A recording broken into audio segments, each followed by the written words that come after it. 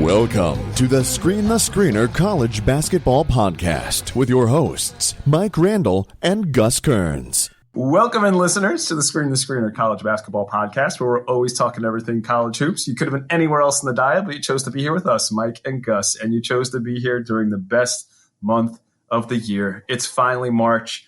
I'm holding a bracket. Mike Randall is holding a bracket. Mike, it's been a little bit of a long time. I'm just making sure that the connection still works here. Are we good? You good? It's been amazing. Just to have Gus this week has been amazing. I think as of 6 o'clock tonight, there were no teams that have informed the NCAA that they were out because of COVID. Virginia still lingering, but so far so good. So as much as Mississippi, St. Louis, Louisville, and my Colorado State Rams will not be going to Indianapolis probably. This is fantastic. We have a bracket. We're here. Let's talk. Let's go. Thank you, Jesus. 2 years. Thank you. I think everybody else feels the exact same way out there, Mike. Everybody can't wait to fill out that first upset or that team, pencil them into the Final Four and work backwards.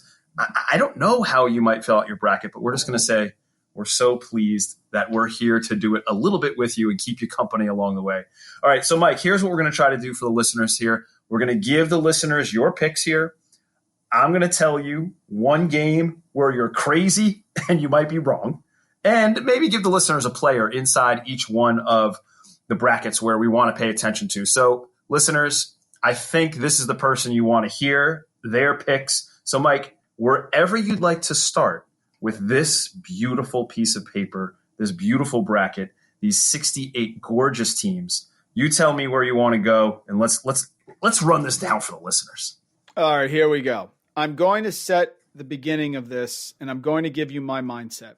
This year has been a very good year for me, Gus. I've nailed a lot of predictions. My futures on the tournaments were real strong. Georgia Tech plus 2,500. The picks have been great, almost 57% on my picks, which are charted on Action Network for the season. And I have found that lately, when I'm close and I analyze a game mathematically, because I do, guys, I do, okay? That Mike is a math background person. I know, but sometimes you get a little too into the numbers. So you have to break it with your gut. And I have found that my gut has led me to the right choice more often than not. Listen, I went with Cade Cunningham in the last game of the Big 12 over Texas. That was a bad one, but there's a lot of ones that were good. So I have gone through this bracket over and over again for almost 48 hours, more than 48 hours, right? I have definitive answers for you for every single game. I have a path, I have a storyline, and I'm ready to go. Let's start with the West, okay? Fantastic. Here we go. First thing that popped out to me when this bracket was revealed, I was standing behind my bar downstairs. My wife was in front of me making various hilarious comments as the brackets came out, is, boy, there's a boatload of first-round upsets I like here. That was the first thing that came out. That's number one. Number two, Gonzaga's got a great path. And they should have a great path, Gus, because for years, the top seed in the tournament has had a great path. I'm not saying it's easy. I'm saying that's a hell of a lot better than playing Loyola Chicago or Georgia Tech in the second round. Know what I mean? Okay. So I think Gonzaga's got a pretty good path. Here we go. Let's go right down the games. Gonzaga, Norfolk State, App State. I like App State in this game. I think the line's getting too high. App State won 4 games in 4 days to win their conference tournament. Norfolk State did a decent job, but they had a huge benefit because I think it was North Carolina A&T I think it was North Carolina A&T, North Carolina Central. They had a COVID. North Carolina Central. Central, I apologize. They had a COVID outbreak, so they were out, and it ended up being a test for the assistant coach, but it was maybe a false positive. So Norfolk got a pretty easy ride there. I'm going with App State. Doesn't matter. Gonzaga moving on, second round. Fine. Oklahoma, Missouri. I liked Oklahoma. If you remember correctly, I said, I think Oklahoma's pretty good, but God forbid I actually start picking them against Kansas when they beat them. But, Gus, that ship has sailed a little bit. Oklahoma has not played well lately, and I've watched them in the last few games. I watched them against Texas at the end of the year. I watched them against Cade in back-to-back games. I watched them against Kansas, Iowa State. They have no inside game. Kerr Kweth is a great athlete and has some of the best blocks you'll ever see, but they post him up and they just don't throw him the ball. I don't think he really even wants the ball. I think Missouri's going to be able to take advantage of that with Tillman inside. I think the Smith brothers are going to be able to make some shots outside. Kwanzo's done a real nice job. I'm going to move Missouri on even as the 9 seed. I like Oklahoma. I really do. I just think 4 losses in a row to end the regular season, including Kansas State away, just saying that was not the right move for them. Creighton, Santa Barbara. You were all over Santa Barbara with Ja'Cory McLaughlin, and it was a fantastic call. As always, you're ahead of the curve. I love Santa Barbara in this game. The only concern I have is that Ahari Sani, who is the 6th man of the year out there in the Big West, he did roll his ankle when they absolutely destroyed Irvine, by the way, to win the conference tournament. I think he's going to be back. Joe Pasternak, great coach for Santa Barbara. The Gauchos has him as day-to-day. Gus, something's up with Creighton. You don't lay an egg like that and get absolutely destroyed. You want to say that goes to John Thompson, that's fine. They got their fanny kicked. McDermott ran in after the semifinal win. No one jumps on him. I know no one cares about this stuff, but I do. I think the mojo's gone. The plantation comment, the whole thing. They rely on the 3. We're on a neutral court in Indianapolis. The Gauchos, no one knows Ja'Cory McLaughlin. They will after this game. Gauchos as a 12-5 seed, which, Gus, over the last 7 years, 12 have beat 5s about 43% of the time. Okay. And there's been 3 times, man, in the last 8-9 years where 3 12 seeds have beaten 5s. That's a little precursor of what we're going to have coming up. Excellent. I have Santa Barbara moving on. Ohio, Virginia. Love Ohio. Preston is fantastic. Their numbers are great. They shoot the 3 real well, and that's even skewed because they were out a lot of times. They didn't have players in the, who was out for injury there for a while or COVID. Ohio blitzed the MAC tournament. They didn't just beat teams; they destroyed them. They destroyed Buffalo in the final game. Virginia is not practicing. They're in quarantine. They're coming up now against Ohio. Ohio's scalding hot. They're going to make some shots. This is not an elite Virginia defense, not the level that they're usually at. I know Jay Huff inside is great. I understand that. But they needed a Reese Beekman 3, right, just to get by Syracuse there and move on. I think Ohio is a winner. I think they're in tremendous shape. And, yes, I'm having a 13-seed Ohio and a 12-seed, the Gauchos of Santa Barbara, moving on. Drake, Wichita State. News came out today. Shaq Hemphill's playing. Joe Youssefu looks like Michael Jordan for the last 3 weeks without Roman Penn. Drake has a lot of moxie. Great coach in DeFries. He's fantastic. I like Drake over Wichita. Wichita, good story. Really strong story here. Overcoming the whole Greg Marshall disaster. Actually won the AAC. Had a great run here with, again, the tournament, but lost to Cincinnati in their conference tournament. I think Wichita was the last team in, the last at-large in. Looks that way. And Drake has it going right now, and that's without Shaq Hemphill. Hemphill comes back. I know he's going to be a little shaky, but I just think Drake's on a mission this year. I move them through. They then play USC, and I'm going to put Drake beyond USC depending on Hemphill. So for the pick, I will say Hemphill comes back and plays well. USC does not shoot their free throws well. I know Evan Mobley is fantastic inside, but the playing game usually gets hot here. I'm going to put Drake through over USC to the second round. That's right, folks. That's a 12, a 13, and an 11 seed moving on. Oh, yeah? Kansas is playing Eastern Washington and does not have Jaylen Wilson. I don't think they have McCormick either. And Aruna got thrown in, by the way. I mean, he's a bench guy, but it's like it's like the 4-10ers. I mean, whatever. But the point is, they're missing a lot of guys. Eastern Washington has been incredibly impressive, Gus. Their offense is explosive. They hit threes in bunches. I don't know how Kansas is going to score. They won't have a big inside, so Tanner Groves is going to go bananas. Love the beard. Love Eastern Washington. They are moving on also. So in this bracket, a 12, 13, 11, and 14, I told you I really don't care. 2 games left. Oregon versus VCU. VCU, you're going to press Oregon? Bad idea, Jeans. That's not the team you want to press. Richardson is back. Duarte's hitting big shots. Oh, yeah, Dana Altman's pretty good in March. Oregon moves on. Iowa, Grand Canyon. No, I'm not picking against Iowa. Sweet 16, here we go. Gonzaga, Missouri. I'll take the Zags, not the matchup from Missouri. Gonzaga's at a different level. Thank you very much. Ohio, Cal, Santa Barbara. We will take Preston and Ohio, who will continue to move on, continue to play fast. I heard I went on with Luke Neer today, and I heard Tony Bennett say that Jason Preston is Ty Jerome. Luke Neer interviewed Tony Bennett, who said, I'm going to tell you who Preston is. He said it to Luke. He's Ty Jerome. Okay, that's good enough for me. Ohio moves on over the Gauchos there, although I think Jacory McLaughlin also plays great in that game. Eastern Washington, Drake. I am going to take Eastern Washington to move on. This is fantastic. I think Drake gets a little worn down at this point. Yesefu is amazing. They could lose to USC if Hemphill is not 100%. That's the only thing I don't like about this pick. I don't think they're getting by USC. So I'm going to put Eastern Washington through because I think they're going to be on fire. They're well coached. They play defense. They defend the three well. I like them getting hot. I think Groves inside is the type of guy who can have like an Omar Samhan-like tournament. Okay. Oregon, Iowa. See you later, Fran. Wieskamp is back. I don't think he's 100%. Jack Nunch hurts a little bit because Luka Garza does have to play longer periods of time. If you want someone to scheme, why wouldn't you want the guy who ended up beating Kansas in Kansas City a few years ago without Chris Boucher? I just think Oregon's on a mission. I love the guards. I love the way they play. Figueroa, everyone plays real well. Oregon moves on. Oregon, Gonzaga in a game that's going to be one for the ages. Gonzaga would love to see Iowa because they beat them without practicing for 2 weeks. They would smoke them here. I think this is a brutal game, but there's no way I'm not putting the Zags through. So, Gus, in summary, the picks that you're going to tell me I'm crazy for, I have a 12, 13, 11, and 14 seeds all moving on.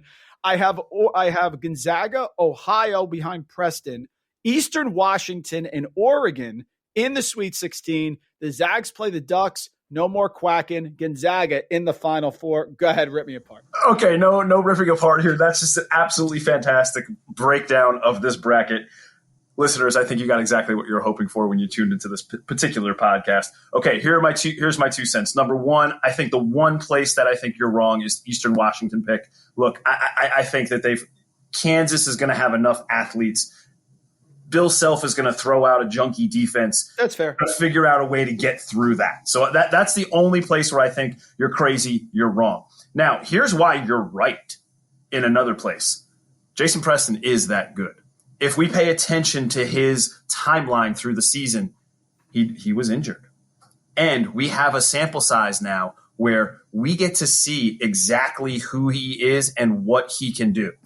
During those 3 games in the MAC championship, he averaged 22.7 points, over 5 assists, over 5 boards. He made 10 threes. He had 8 steals in those 3 games, and he sits among the nation's leaders in assists and has that iconic game against number 1 seed Illinois and All-America Aya DeSumo, where he dropped 31, 6, 8, and made 3 threes and had 3 steals. Now, almost immediately after that blow-up game, he had some injury problems, came back, wasn't himself, but guess what? In that tournament, he was. And he's just that good, nasty, efficient, and downright dangerous. So I have no problem with you advancing them in the first round and kind of don't have a problem with you advancing them in the second round, even though my beloved Gauchos. I'd love to see them advance too. So that's where you're right, and maybe that's where you're wrong. And, of course, I would be remiss by saying if you didn't advance the undefeated Gonzaga Bulldogs to the Final Four here, I think we'd be running the wrong vibe to our listeners on this podcast, Mike. All right, let's keep this thing rolling. It's amazing. All right, we'll go to the South across the way. I do want to say to the listeners, the one pod that I am the least confident about is that USC, Wichita State, Drake, Kansas, Eastern Washington pod. In full disclosure, I feel great about Eastern Washington. The ones I don't know about is I think Drake's going to beat Wichita State now that Hemphill's playing. I feel good about that. I got it at +2. Why they're getting 2, I have no idea. The one I don't know about is USC versus Drake. That's the one that I'm really uncertain. Gus, I think it could be USC. I think it could be Eastern Washington. I think it could be Drake. And listen, if Kansas beats them, it could be Kansas. So I really don't. I would say that's the one that I'm the least confident about. But let's move over to the other side where I'm uber confident and have no reason to be. Let's go to the South. A couple things jumped out at me here when it was declared. First off, Baylor's not making the Final Four. Okay, that COVID pause knocked them back. Yep. You know, I said that they had a lot of offensive turnovers even before the COVID pause. I love the job Scott Drew has done. Jared Butler's going to have a many, many, many year successful NBA career. Definitely. There is just something in the pit of my stomach that is telling me that Baylor is not making the Final Four. So just keep that in mind. Here we go. Baylor will beat Hartford, though. Don't worry about it. Now, UNC, Wisconsin. I mean, Wisconsin has gone the wrong way. Ever since Reavers and Potter had no rebounds, I think against Michigan combined, I just can't back them. When they get down, they come down, they do the dribble handoff. I can't take it anymore. The mojo is gone. UNC is not perfect, but they do have bigs inside, which means Reavers and Potter could get in foul trouble and are going to have to rebound, which is something, as I said, they don't like to do. The guards have been better and have made some shots recently. I like Old Roy. I'll take North Carolina to move on over Wisconsin there. And then North Carolina play Baylor. We'll get to that in a minute. Winthrop is a bad matchup for Villanova. I always get leery because I don't like the upsets that everyone loves. And there's one that no one's talking about, which I absolutely love, which we'll get to in a minute. But I'm a little nervous with Ohio because everyone's picking Ohio. And I'm a little nervous here because everyone's picking Winthrop, but I'm going to do it. They're starting Chris Arcidiacono at point guard. They did so against Georgetown. I mean, he's averaging 2 points a game. That is going from the back of the limo to the front of the limo. No offense to him, but Gillespie's a wonderful player. By the way, limo drivers get paid very well, Mike, so the front of the limo isn't always that bad. I'm with you. That's very funny. Boy, that's a really funny, accurate statement. Thank you. I do, as we've discussed, call it the Tyler Hansborough, Tyler Zeller theory. I shy away from upsets when a team has a very, very good big inside. And I know I went against that with Mobley, but that's the playing game mojo. So I am going to go Winthrop here. Pat Kelsey's done a great job. They did get it together. They went through the streak where they weren't covering for a while, but I will take Winthrop against Villanova. I know it's popular. Jay Wright could dial one up like self, but I think Winthrop is played at a very, very high level. They're going to wear him down. Purdue versus North Texas. North Texas is not winning this game. Purdue is solid. Travion Williams is solid. Stefanovic for three, like Jeff Hornacek. He's back off of COVID. Matt Painter is such an underrated coach. Remember, they should have beat Virginia if it wasn't for Diakite's last second from Kihei Clark, right? Or from, Kyle Guy. They would have beat him a couple of years ago. So I love Purdue. This is not the upset, guys. Don't pick this one. Utah State, Texas Tech. Utah State has been playing great. Namus Keita was the Mountain West Player of the Year. Even though I wanted Roddy, Keita was better. I have no problem with that. They play defense also. Brock Miller's come back. He hits threes. And Texas Tech struggles to score. Texas Tech has not played well this year. They're very Mac McClung dependent, who can shoot them in and out of games on any given night. And Texas Tech ended the season, lost West Virginia, lost Kansas, lost Oklahoma State. Then they played Texas, big win at home, great. TCU, not impressive. Iowa State, please. Then they lose to Baylor away, okay. Then they lose to Texas again. They're very up and down. Their offense is not great. I'm going with Utah State. Keita stays out of foul trouble. I'm very impressed with that. And they have a fantastic head coach. So I'm going to go Utah State there in the 11-6 upset. Yes, sir. Arkansas, Colgate, bet the over for sure. I just think Arkansas has too many athletes. And one of the things that sort of went under the radar that no one was talking about here is that Jaylen Williams, their 6'10 freshman, 245 pounds. He's like 4 points, 5 rebounds, and a block per game. He's back. He did not he traveled with the Razorbacks to the SEC tournament, but he didn't play last 4 games for undisclosed reasons. But at 13 points, 8 rebounds against Alabama. When I saw that, I said, this kid can play. They're loaded. Moses Moody for 3. You know my thoughts on Musselman, but I think Arkansas gets by Colgate. Florida, Virginia Tech, Gus, out of any game, I don't know if I have a feel in this game, but I have watched Florida. I think they're impressed. No Cone for Virginia Tech. I like Florida. I have trouble with Mike White, but they do have athletes, and they have had some impressive performances during the year where I've said, wow, this team has a high upside, so I'll put Florida through. You know I love Oral Roberts. Asmus, and by the way, it took me 3 weeks to pronounce his name. Max Asmus, A-B-M-A-S is like Asmus. That's the way he pronounces it. Leading scorer in the country. And O'Banner's fantastic, but I'll put Ohio State through. Kyle Young wanted to play, had 2 concussions in 3 weeks. Got to find out about that. So Baylor, UNC, Winthrop, Purdue, Utah State, Arkansas, Florida, Ohio State. Let's go to the Sweet 16. Yes, sir. I think Baylor will get by UNC, but I think it's a legendary game. UNC could trip them up there. I'm not going to have them tripped up there. I'll have them tripped up the next round where they will be playing Purdue. I am super high on Purdue. They got lost in the shuffle. Matt Painter is a fantastic coach. They're disciplined. Jaden Ivey as a freshman has been underrated. And Zach Edey inside at 7'4" has developed as well as anyone in the country. Drop steps, posting off the break. What does that even mean? So I'm putting Purdue through, and they're going to beat Baylor. Purdue is going to beat Baylor. Painter's had these spots before. They have the bigs inside to rebound. All they need is an off shooting night. They turn the ball over a lot. Purdue can play defense. They took Ohio State to overtime in their Big Ten tournament. So I have Purdue in the Elite Eight. On the bottom, I'll take Arkansas over Utah State because they're just so damn explosive. And I'll take Ohio State in probably one of the easiest draws for a 2 seed if you had to pick.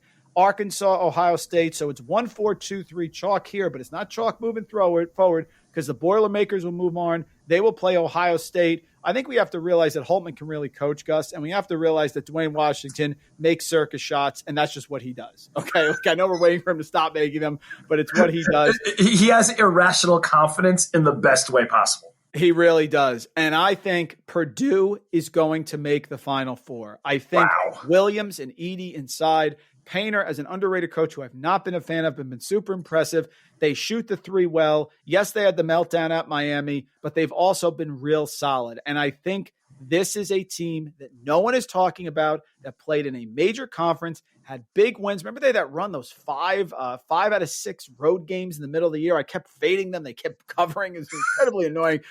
I'm going to take Purdue over Ohio State, who I just think is a step back here. Without Kyle Young, I think the familiarity edge, I will go with Purdue. So the Boilermakers, Gus, here move on in the South. This is fantastic. Your end result here, I think, is what is really surprising and noteworthy. So I think the one place that you might be wrong might be with somebody that you've been right with before. I think that Colgate-Arkansas game is a little frisky. Yeah, that's fair. I think it's a little frisky. We know you're feeling about Musselman in the past. And I'll tell you right now, Jordan Burns, kid can play. He might be a little bit undersized because Musselman loves to play those longer athletes at the perimeter and guard position. He has that again this year. Jordan Burns, excellent. And if you look up PER on your metric tool of choice, you know who's in the top 10. You know who is one of the highest PERs in the nation? Ferguson from Colgate. Yes. Guy can shoot it. He doesn't miss. Doesn't miss. And let's not forget Keegan Records. I mean, I got to love that guy's name. And he is a kind of a mountain of a man inside.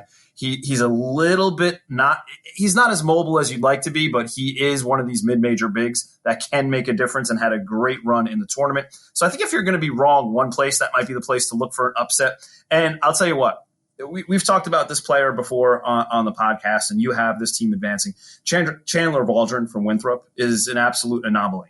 Yep. He's had 2 triple-doubles this year. He's a 6'7" point guard who plays at his own pace. He's a crafty lefty. He's not that knockdown shooter, but I'll tell you what, the pace that they play at is unbelievably breakneck. And in that game with Villanova and Winthrop, the pace of play is really going to tell you who the winner is there. If that score gets up into the 80s/90s, maybe even high 70s, then your lean is Winthrop. But if that pace is slowed down and it's more of a Villanova Big East grinded out game, then we might be looking the other direction. But I think Chandler Waldron's control of the game and that missing piece at point guard for Villanova, I think those two things parallel each other and are married perfectly for this upset to occur.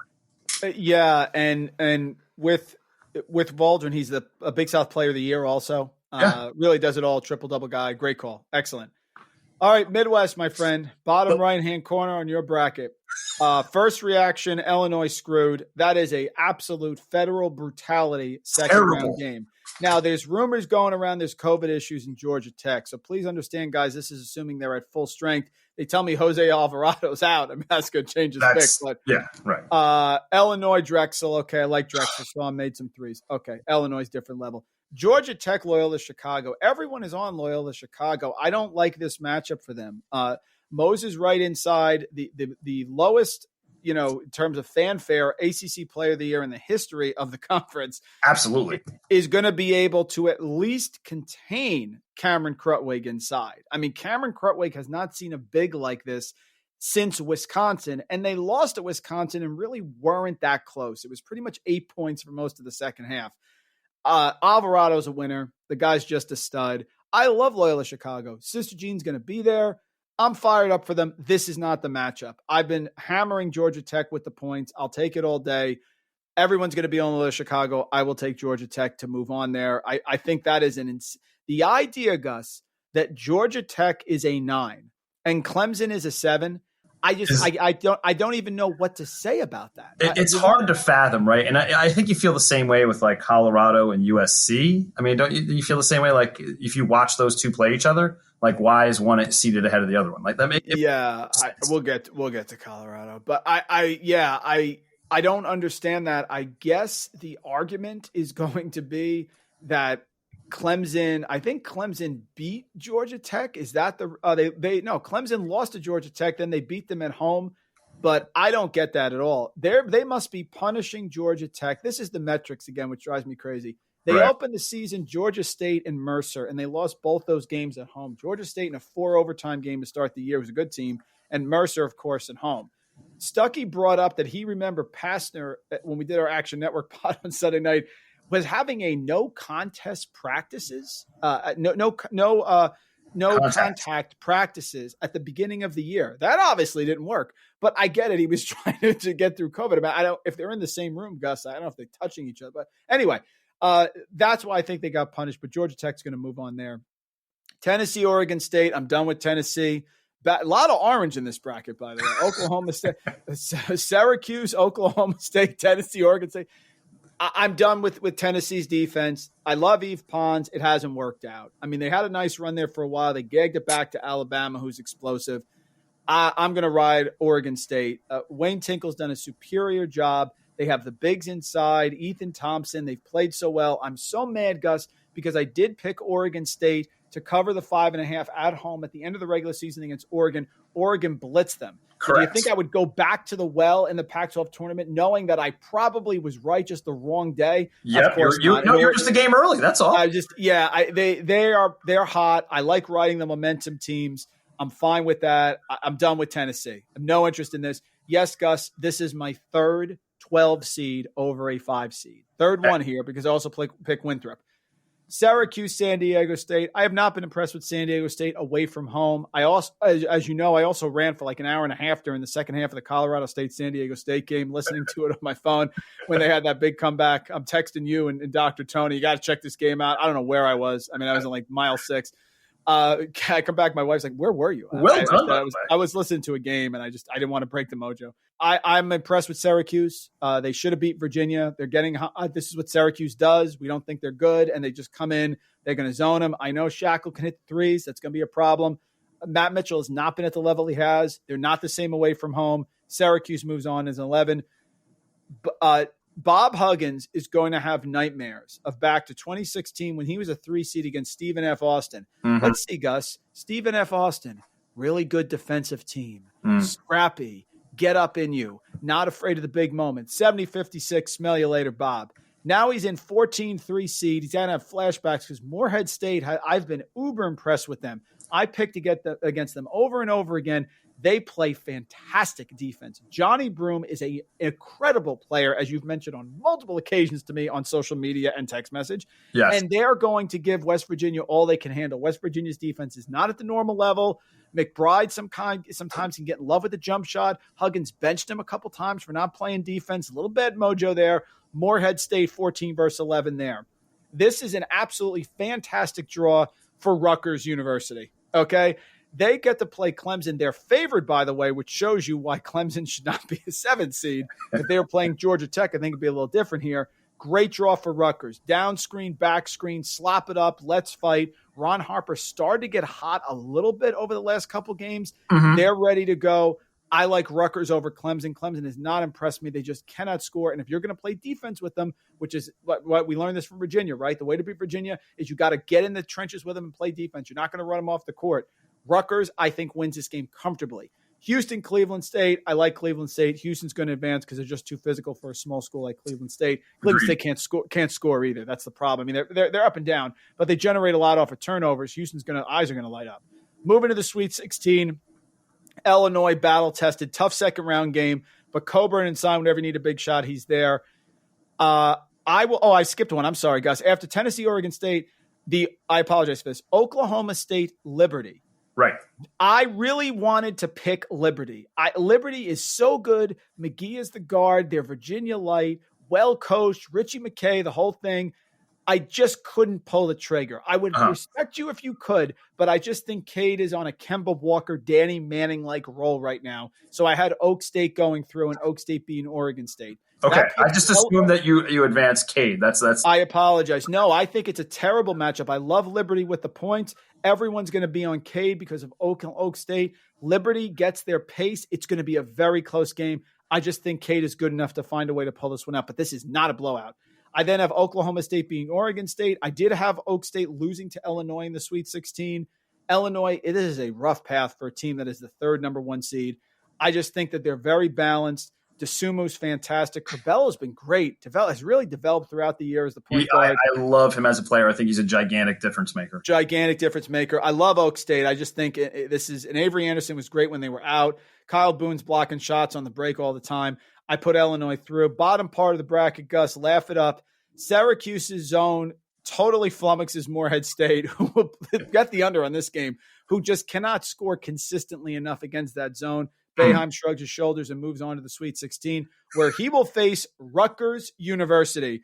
I think this is a great 2 seed for Rutgers. Does Rutgers want to play Iowa? No. Does Rutgers want to play Ohio State? No. Do they want to play Bama? No way. They want to play Houston, who wants to muck it up, who's going to get in their drawers. It's the same style. They get Clemson and they get Houston, and it's 2 rock fights. I know they can't make free throws, but I think Houston is vulnerable. They lost twice to Tulsa. Oh, I'm sorry. Memphis lost twice to Tulsa. Houston's had their trouble this year, and they've had moments where they haven't shown up. Do you remember the East Carolina game? So Jaden Gardner, yeah, so for sure. There's been times when Houston, if they can't score, they struggle. They lost to Tulsa once. They lost to East Carolina. They lost to Wichita. So that's a team that's not in the tournament. East Carolina is not in the tournament. Wichita State was the last team in the tournament. Give me Rutgers. I love the passion they play with. They're going to be aggressive. Geo Baker, let's go. Rutgers, moving on to the Sweet 16. Illinois beats Oak State. Syracuse plays Rutgers. I'll take Rutgers to the Elite Eight. I mean, Syracuse is a flawed team, and their zone is vulnerable if you can make some shots in there. Rutgers is not going to be intimidated against Syracuse. They've played them before, especially at the rack. They have no trouble playing against Syracuse. This year, they beat them at home, 79-69. This is not going to be something they're not familiar with. Steve Peichel gets a Rutgers team that is shooting 63% from the foul line. And if you think that's nuts, guys, I'm doing a story. It's going to drop tomorrow about Gonzaga. When Gonzaga lost to Syracuse, Syracuse shot tremendously well from the line 4 years ago when Syracuse eliminated them. They were a terrible free throw shooting team.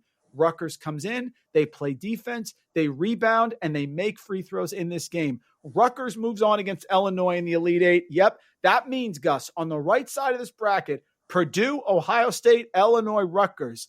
Big Ten represent 4 teams.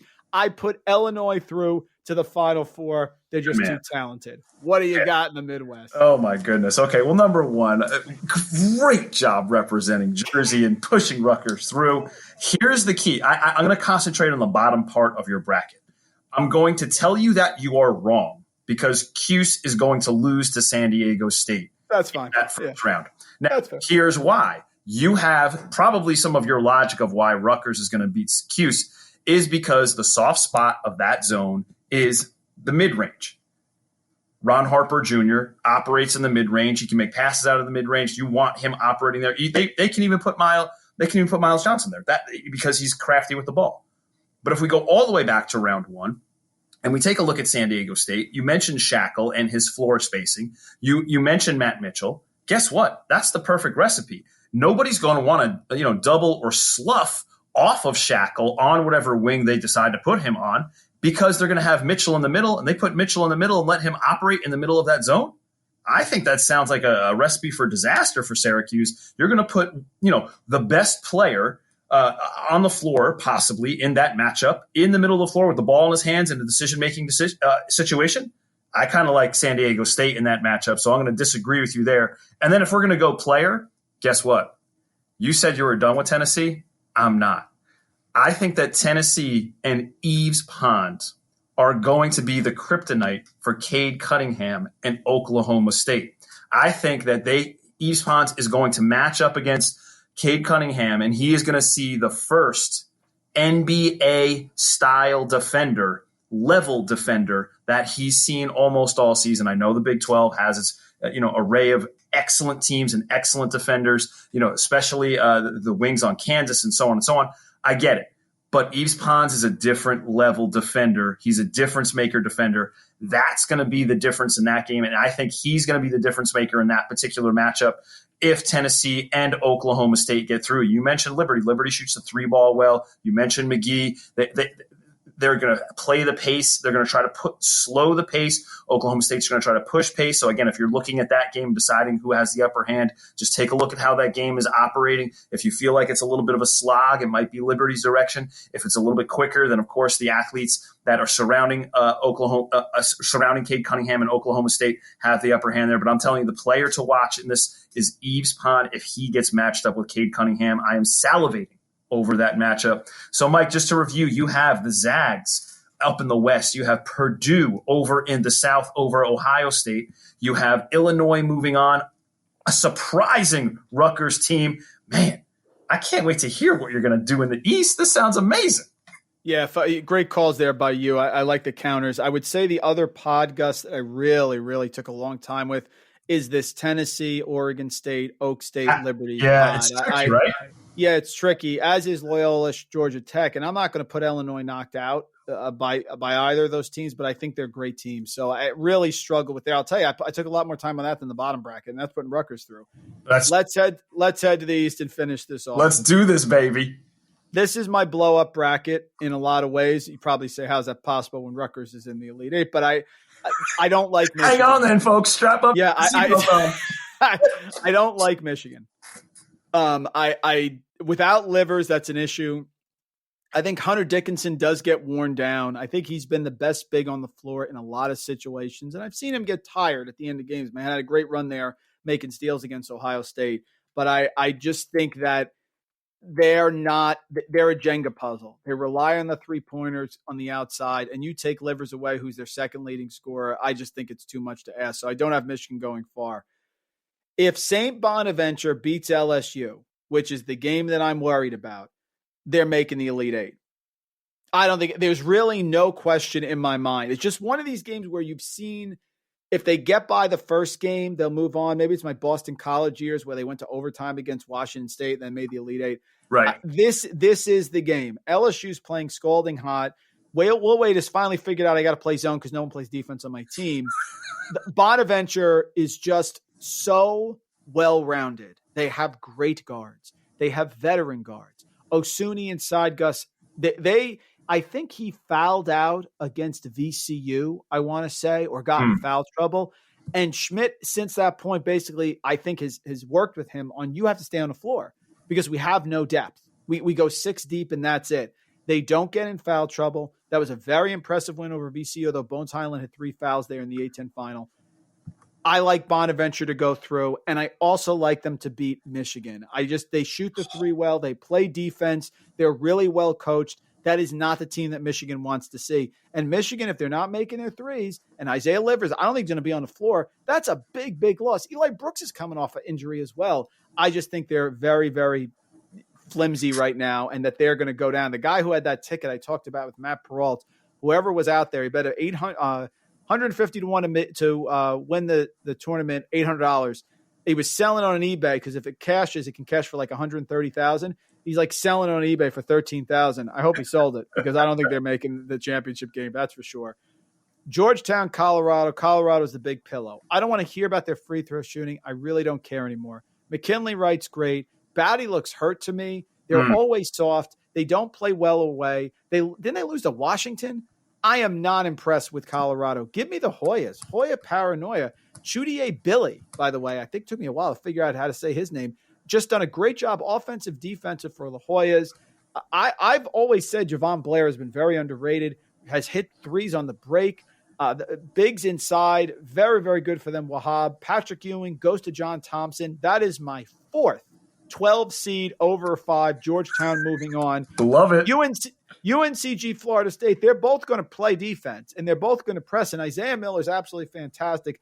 Warning here, I am terrible at picking Florida State games. This is true. but I do have Florida State moving on here. Okay. Michigan, UCLA, it's just an Izzo take for me.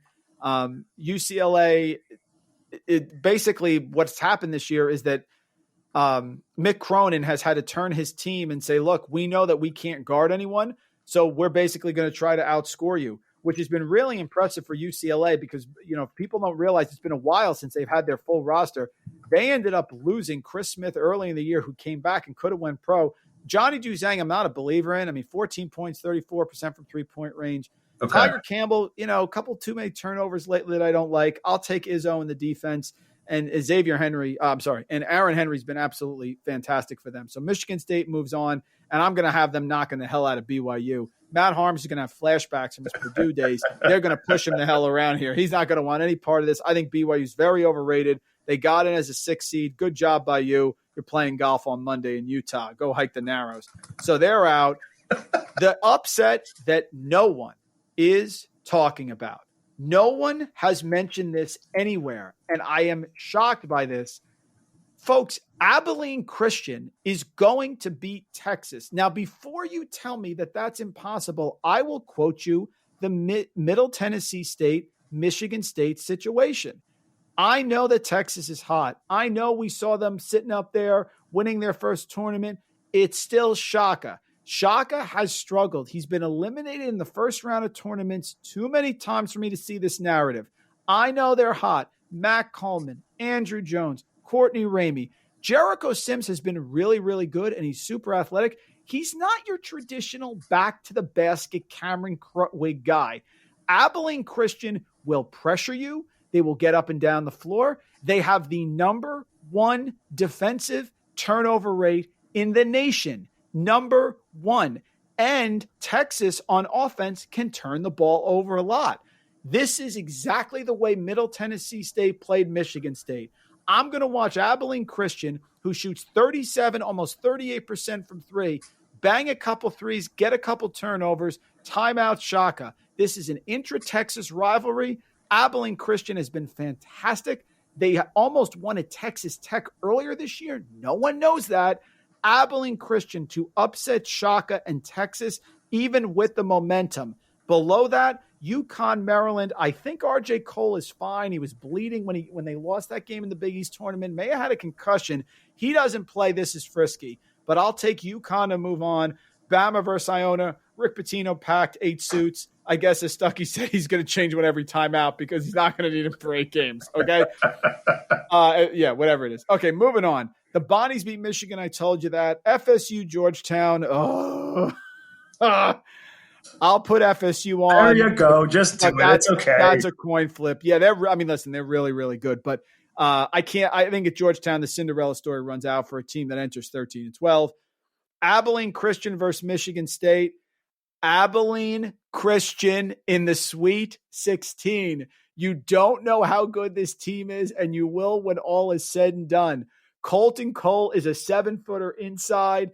Joe Pleasant, all these guards that can shoot, super fast pace, turn you over. Michigan State can't score. They can defend the 3, Abilene Christian. They are top 13 in defending the 3. Abilene Christian is the one no one's talking about. They move on to the Sweet 16 where they play Bama. Bama's got a tough second round, Gus, against UConn. That is not the game they want. I just think they find a way to get through.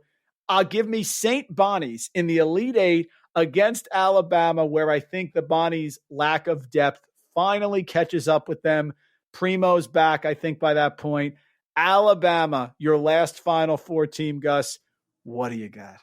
Well, let's just say that we knew that Alabama was going to get there for you by hook or by crook. So I felt like that was going to be the way. I was curious to see how indecisive you were going to be with Florida State, and because I knew you were going to struggle with them. And I was curious if you wanted to continue to back your UConn squad, because I know that you were on the I thought about it. I did. Right? I felt like that might have been a thing.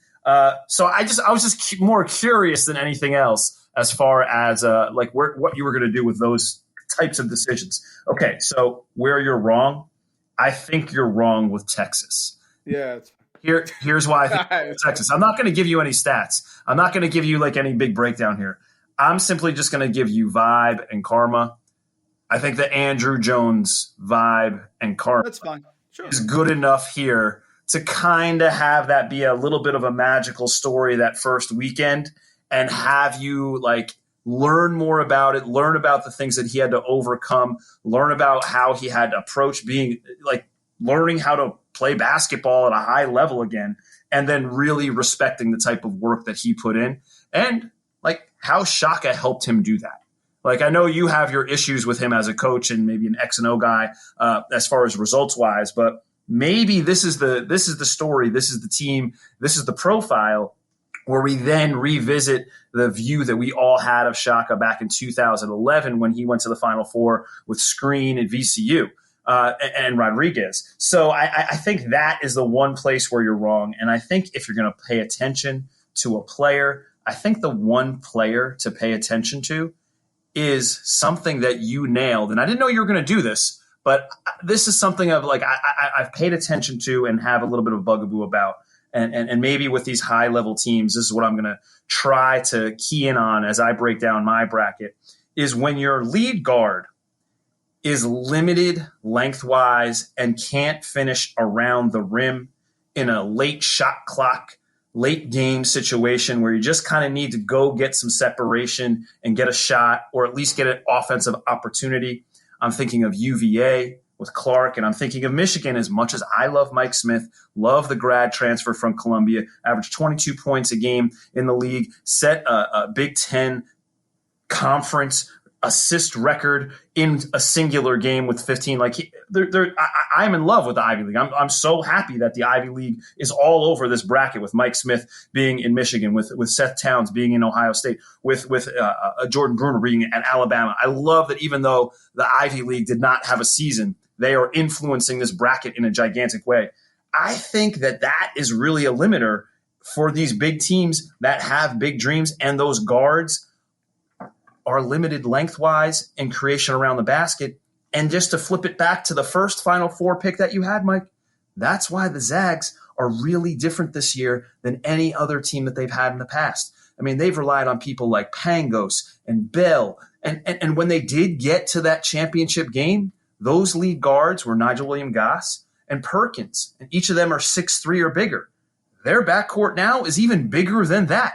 So the fact that the Zags lead guards have length, creation, craft, and NBA skill at the guard position, I think that's why you have to look at the Zags and automatically put them into your Final Four and maybe have a question about Michigan just like you did. Yeah, all great points, man. The Texas one is a feel. I'm gonna full disclosure. It's gonna be a feel that I think Abilene Christian, being a Texas school, having played Texas Tech, turns people over. Texas can get cold. Listen, a lot of people are gonna have them, and a lot of people are gonna put them in the Final Four, and I get it. Yeah. That's just I don't know why. It just flashed to me. I remember watching Abilene Christian. It just popped to me. I think if we get Gonzaga, Alabama, that's a Final Four for the ages, because Alabama, as you know, Mrs. Randall has been very hot on them. We have ourselves a 22-1 ticket for them to win the whole thing. I think that's a legendary game. I think that Gonzaga will handle Oregon. I think they would handle Iowa. I think they would handle Michigan. I do think they would handle Florida State, having lost to them when Killian Tilly was hurt in that Sweet 16 a few years ago. Yep.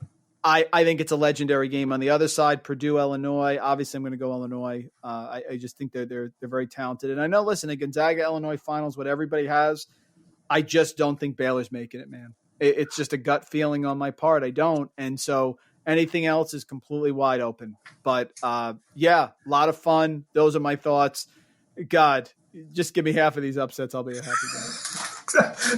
Listeners, if you really like what you're listening to, please don't forget to give Mike a follow over on Twitter at Randall Rant, and please follow all of his work over at the Action Network. Spoiler alert, I bet that Alabama team shows up as one of the teams that might give Gonzaga a problem with their pace of play and their combination of defense on the defensive end via Ken Palm metrics. And also, if you like what you're listening to here, don't forget to give the podcast a follow at SDS Podcast. Efficiency of Keystrokes, of course, on Twitter.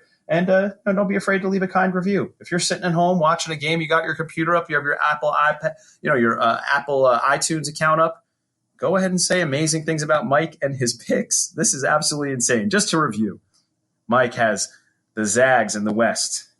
We have Purdue in the South. We have Illinois coming out of the Midwest, and Alabama is your East region representative for the Final Four.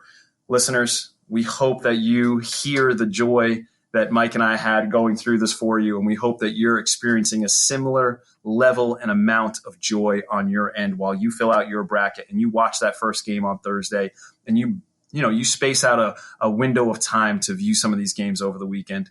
We're so happy that we get to do it alongside with you, and thank you for letting us keep you company this week as you get prepared for the best time of the year. Mike, anything else for the listeners out there? No, man. In order, I'd love to see the 12 seeds do it, and I really want Abilene Christian.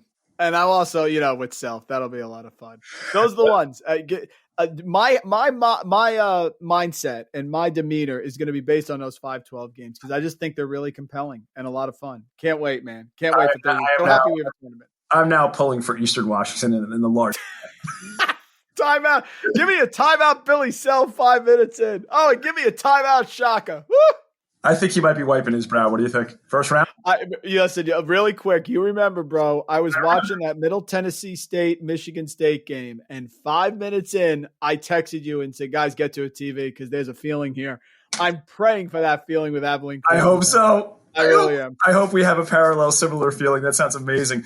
All right, listeners, we hope that you have that feeling as well, and you get in touch with your teammates, your family, your friends, or DM the program, DM the podcast. Hit us up on Twitter. We'll try to be as interactive as possible during the tournament over the weekend. Mike, thanks for doing this. This was fantastic. I have a gigantic smile on my face, and I'm sure all the listeners do too.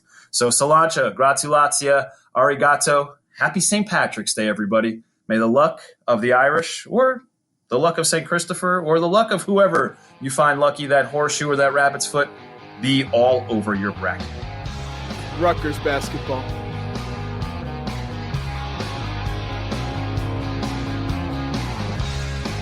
I'm addicted to the appetite.